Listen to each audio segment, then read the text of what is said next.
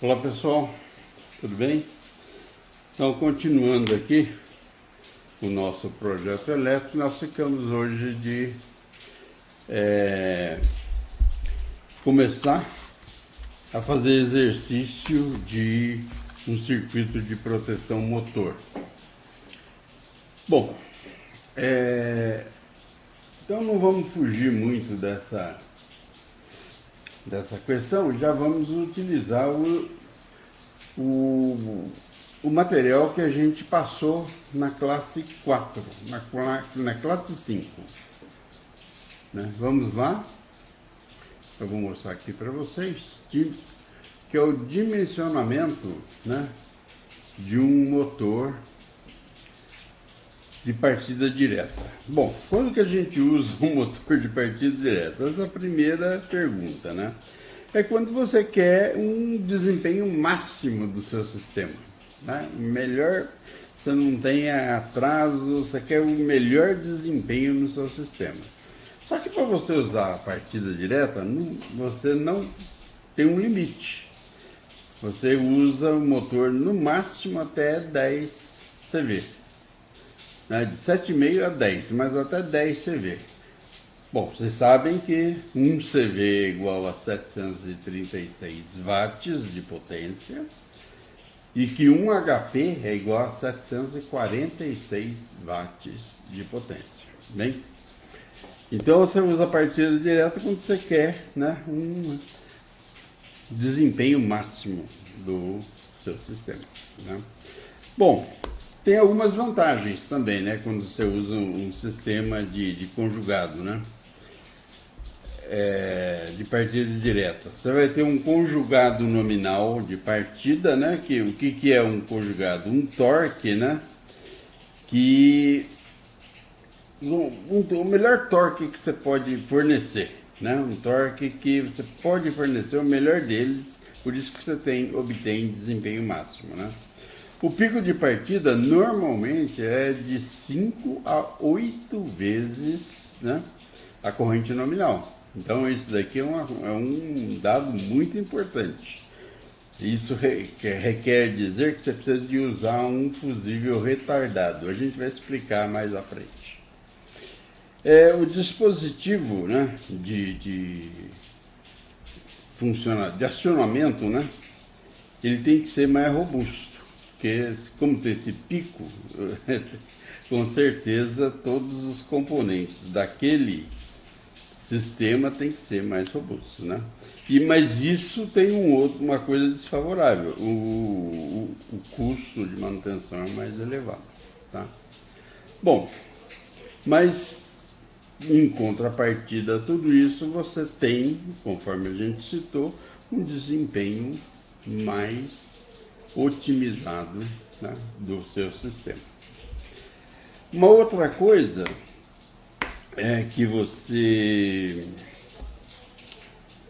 pode ter com a partida direta é que ela é recomendada, né?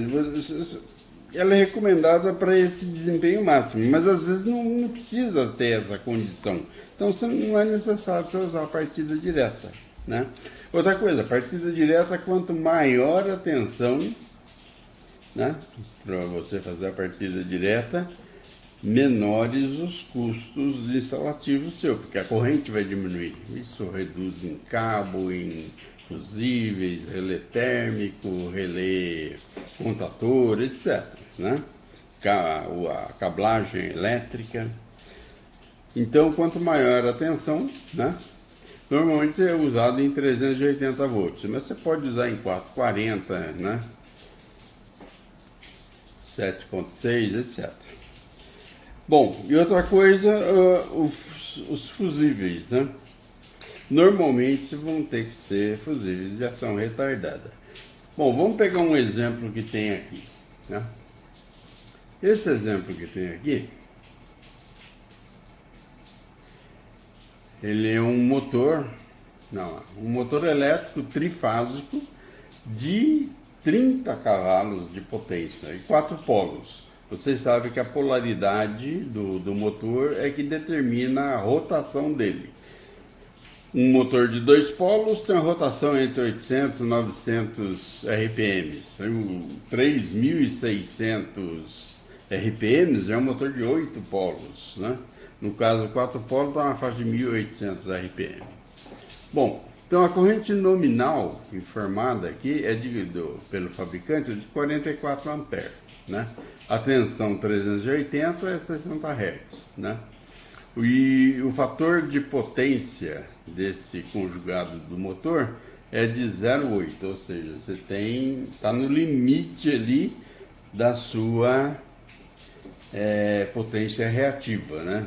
Daí para cima você está economizando, daí para baixo você já começa a ter custos com a concessionária. Mas ele trabalha nesse regime de 0,8 de fator de potência, né? E demora 5 segundos para que ele entre no torque nominal dele, né? Então isso daí são dados fornecidos pelo fabricante, tá? Bom, em vista disso nós não vamos mexer agora nem com o contator, né, nem com o relé térmico. A gente vai deixar por último falar sobre isso. Vamos falar sobre o fusível. Falamos sobre o motor, vamos falar sobre o fusível. O fusível, o dimensionamento dele, né?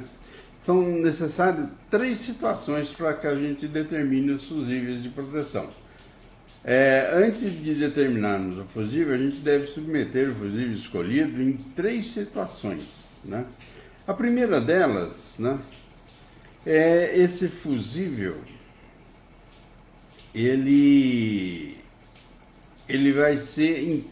vai ter que aguentar uma carga de 8 vezes a corrente nominal.